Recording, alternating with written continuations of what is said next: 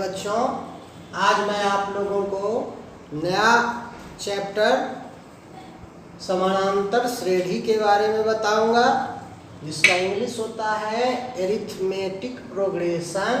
इसका ए और इसका पी, इसीलिए इसे संक्षिप्त में एपी भी कहते हैं। इसको जानने से पहले आप लोग संख्या के क्रम के रूप में, संख्या के पैटर्न के रूप में कुछ जानिए। पहले मैं उदाहरण देता हूँ, तब मैं बताऊंगा आपको परिभाषिक शब्द के बारे में। जैसे 1 2 3 4 5 6 दूसरा 2 4 6 8 10 12 तीसरा 1 3 5 7 9 11 चौथा 2 3 5 7 11 13 17 19 23 29 37 पाँचवा 1 4 9 16 25 36 49 छठा 1 8 27 64 125 216 सातवां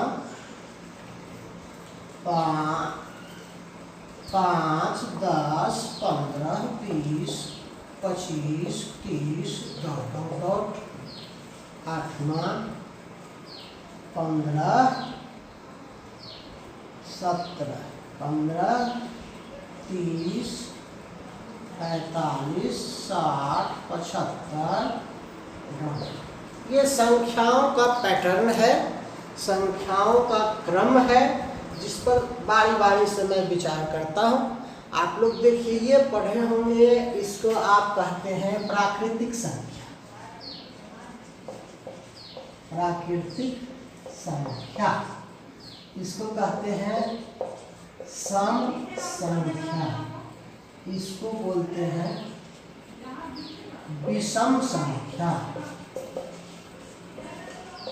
विषम संख्या ये है अभाज्य संख्या, ये है प्राकृतिक संख्या का वर्ग, ये है प्राकृतिक संख्या का घन।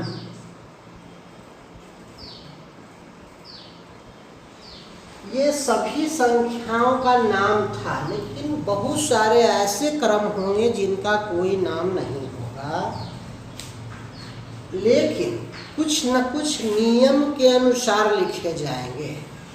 जैसे मैं एक एक विचार करता हूँ कि अगर इसमें पूछा जाए ये कौन नियम से लिखा गया, तो इसमें बोलेंगे सर आप +1 लिखे हैं, +1 करते हुए लिखा गया है। ये +2 हो रहा है, इसमें भी +2 हो रहा है प्रत्येक पद में। एक में इसमें एक एक जुट करके हुआ, इसमें 2 2 जुट रहा है सब जगह, इसमें भी 2 2 2 2 2 जुट रहा है, इसमें 1 जुट रहा, फिर 2 जुट रहा, फिर 2 जुट रहा, फिर 4 जुट रहा, फिर 2 जुट रहा, फिर 4 जुट रहा, फिर यहाँ 2 जुट रहा, फिर यहाँ 4 जुट रहा, फिर यहाँ 6 जुट रहा, फिर वहाँ 8 जुट रहा। यानी यहाँ कोई नियम अभाज्य संख्या में नहीं, ये किसी नियम का पालन नहीं कर रहा है। ये प्राकृतिक संख्या का वर्ग है, यानी n²। ये n² के नियम का पालन कर रहा है। ये प्राकृतिक संख्या का घन है, ये n³ है। प्राकृतिक संख्या को n से सूचित करते हैं तो वर्ग हो गया, 1 का वर्ग 1, 2 का वर्ग 4, 3 का वर्ग 9, 4 का वर्ग 16, इसीलिए n² लिया गया। यहाँ 1 का स्क्वायर 1 हो गया, 1 का क्यूब 1 हुआ, 2 का क्यूब 8 हुआ, 3 का क्यूब 27, 4 का क्यूब 64, 5 का क्यूब 125। ये क्यूब के फॉर्म में लिखा गया, इसीलिए ये किस नियम का पालन कर रहा है? प्राकृतिक संख्या के घन यानी n क्यूब का पालन कर रहा है, n स्क्वायर का पालन कर रहा है। उसी प्रकार ये सभी में प्लस होते 5 जुट रहे हैं, तो ये +5 इस नियम का पालन कर रहा है। ये प्रत्येक पद में 15 15 15 15 जोड़कर बनाया जा रहा है, इसीलिए ये +15 के प्रतिरूप का पालन कर रहा है। देखिए इन 8 एग्जाम्पल्स में ये चौथा प्रश्न जो है, चौथा एग्जाम्पल जो है, ये किसी नियम का पालन नहीं करते हैं। बाकी जो है 7 ये सभी नियम का पालन कर रहे हैं। तो जो नियम का पालन करता है वो अनुक्रम कहलाता है, और जो नियम का पालन नहीं करता है वो अनुक्रम के अंतर्गत नहीं होता है। अब आइए मैं आप लोगों को 3 अन्य और उदाहरण के बारे में बताता हूँ। देखिए ये 2, 5, 10, 17, 26 ये सभी जो हैं यह भी किसी न किसी नियम का पालन कर रहे हैं। यह किस नियम का पालन कर रहा है? तो इसको ऐसे लिख सकते हैं n² + 1, ये इस नियम का पालन कर रहा है। 1 का स्क्वायर जोड़ 1 बराबर 2, 2 का स्क्वायर जोड़ 1 बराबर 5, 3 का स्क्वायर जोड़ 1 बराबर 10, 4 का स्क्वायर 16 जोड़ 1 17, 5 का स्क्वायर 25 जोड़ 1, यानी n² + 1 नियम का पालन कर रहा है। लेकिन फिर ये देखिए ये किसी नियम का पालन नहीं कर रहा है। इसमें कोई नियम आप अप्लाई कर ही नहीं सकते, अप्लाई नहीं हो रहा है, किसी नियम के अनुसार ही लिखा गया। लेकिन इसमें आइए ये 40 है, फिर 31 है, तो हम देख रहे हैं 9 घट गया, यहाँ से फिर 9 घट गया, फिर 9 घट गया, फिर ये 9 घट गया, यानी -9। तो ये भी नियम के अनुसार लिखा गया। इस प्रकार से 11 उदाहरण में आप लोग देखें कि चौथा और 10वां 2 किसी नियम का पालन नहीं कर रहा है, अतः यह अनुक्रम नहीं है। तो अनुक्रम अर्थात सीक्वेंस के बारे में आप लोग जानिए। अनुक्रम सीक्वेंस संख्याओं का वैसा क्रम जो किसी नियम का पालन करता है उसे अनुक्रम कहते हैं। आप लोग इसको लिख लेंगे। अब आइए, अर्थात संख्याओं का वैसा क्रम जो किसी नियम के अनुसार लिखा जाता है अनुक्रम कहलाता है। तो ऊपर जो मैं 11 उदाहरण में से चौथा और 10वां चूंकि किसी नियम का पालन नहीं किया था, इसीलिए यह अनुक्रम नहीं है। बाकी 9 सभी अनुक्रम है। अब आइए श्रेणी। श्रेणी तो वैस किसी अनुक्रम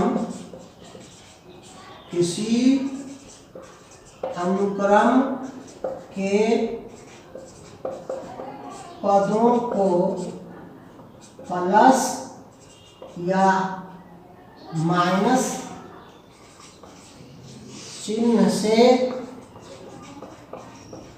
संबंधित कर देने पर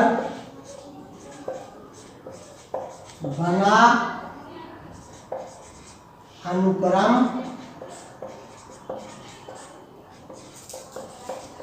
श्रेणी कहलाता है। जैसे में देखिए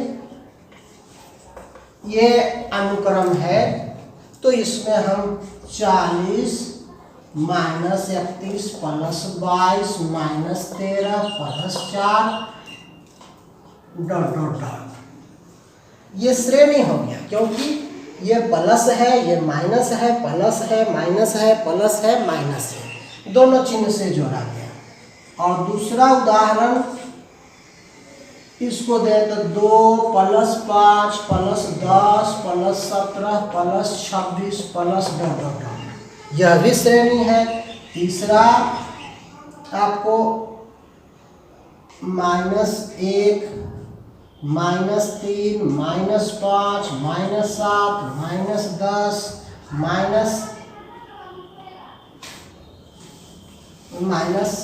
-9 -11 डॉट, ये सभी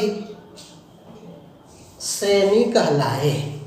अब मैं आप लोगों को श्रेणी के बारे में बताऊंगा। श्रेणी, तो श्रेणी मैं बताया, तो अब श्रेणी के बारे में जानिए। तो अनुक्रम को श्रेणी कहलाता है, लेकिन विशेष प्रकार का अनुक्रम श्रेणी कहलाता है। तो इसको हम लिखेंगे वैसा अनुक्रम जो निश्चित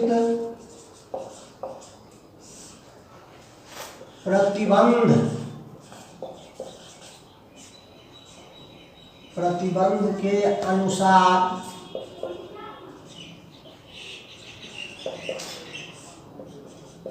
लिखे जाते हैं, श्रेणी कहलाते हैं। निश्चित प्रतिबंध के अनुसार, ध्यान दीजिएगा, निश्चित प्रतिबंध कहने का मतलब हुआ कि डिफिनिट रिस्ट्रिक्शन रहेगा कि ऐसे ही लिखेंगे तो श्रेणी होगा, अदरवाइज श्रेणी नहीं होगा। अब निश्चित प्रतिबंध में कैसा प्रतिबंध होगा? तो श्रेणी का प्रकार है, पहले जान लीजिए। श्रेणी कहलाता जैसे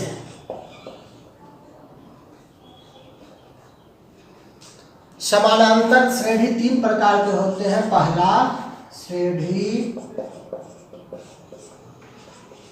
3 प्रकार के होते हैं। पहला समानांतर श्रेणी, दूसरा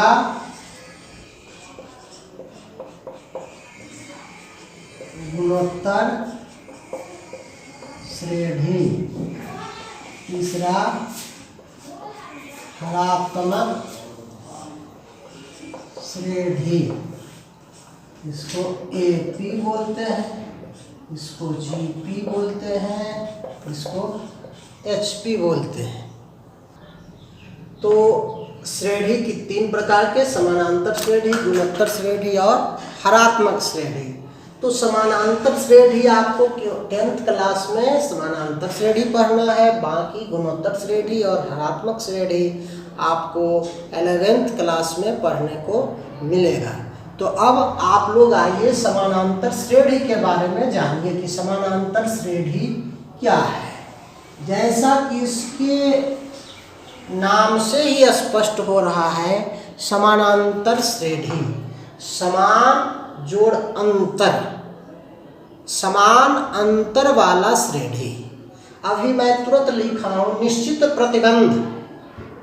तो निश्चित प्रतिबंध जो हुआ समानांतर श्रेणी, यानी समान अंतर वाला श्रेणी ही समानांतर श्रेणी कहलाएगा। इसके अलावे जो भी श्रेणी होंगे वो समानांतर श्रेणी के अंतर्गत नहीं आएंगे। तो इसको हम ऐसे लिख सकते हैं, वैसा अनुक्रम जिसके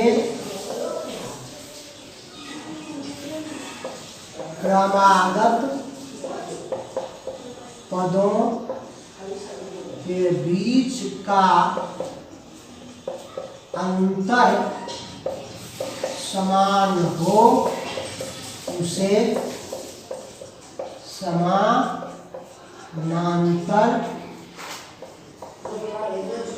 श्रेणी कहते हैं।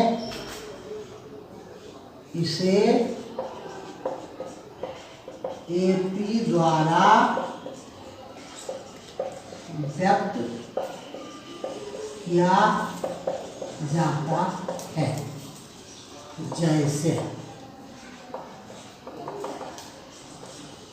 जैसे में देखिए समानांतर अंतर समान होना चाहिए सभी के बीच।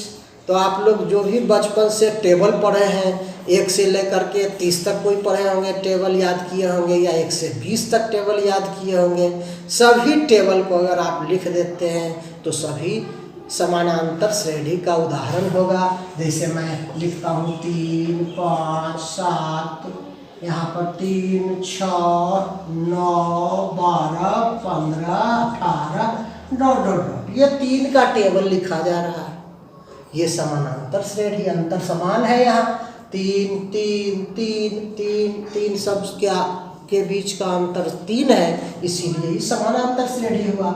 दूसरा 10, 12, 14, 16, 18, 20 सब के बीच का अंतर हम यहाँ देख रहे हैं 2-2 का अंतर है। यहाँ भी अंतर समान है, इसीलिए यह भी समानांतर श्रेणी में है। तीसरा 25, 23, 21, 19, 17, 15 डॉट डॉट डॉट। यहाँ देख रहे हैं कितना का अंतर है, 2-2 का अंतर है। यहाँ -2 हो रहा है, 25 में से -2 गया 23, -2 21, -2 19, -2 17, -2 15, सभी जगह माइनस हो रहा है, यानी अंतर समान है, इसीलिए यह भी समानांतर श्रेणी में है। अब चौथा और पांचवा, ये 5 है, 9/2 है, उसके बाद 4 है, 7/2 है, उसके बाद जो है आपको 3 है, 5/2 है, डॉट डॉट। इस तरह के आने के बाद या √2 है, √8 है, √18, √32, √50 डॉट डॉट। तीनों को देख करके आप बता सकते हैं कि ये समानांतर श्रेणी में है। लेकिन अब देखिए इसको बताने में थोड़ी सी कठिनाई आपको होगी कि समानांतर श्रेणी में है या नहीं है। फिर इसमें बताने में और ज़्यादा कठिनाई हो सकती है। इसके अलावे डेसिमल में आएंगे तो उसको बताने में और ज़्यादा कठिनाई हो सकती है कि समानांतर श्रेणी में है या नहीं है। तो इस तरह से आप लोगों को अगले दिन या अगले क्लास में मैं ये बताऊंगा कि समानांतर श्रेणी में कोई भी अनुक्रम है या नहीं है, ये मैं चेक कैसे कर सकता हूँ, या समानांतर श्रेणी को कैसे बनाया जा सकता है, मैं अगले वीडियो में लेकर के आप लोगों को आऊँगा। समानांतर श्रेणी में ये बेसिक हुआ, फंडामेंटल समानांतर श्रेणी के बारे में मैं बताया हूँ। नेक्स्ट वीडियो में मैं आगे बताऊँगा इसके बारे में। धन्यवाद।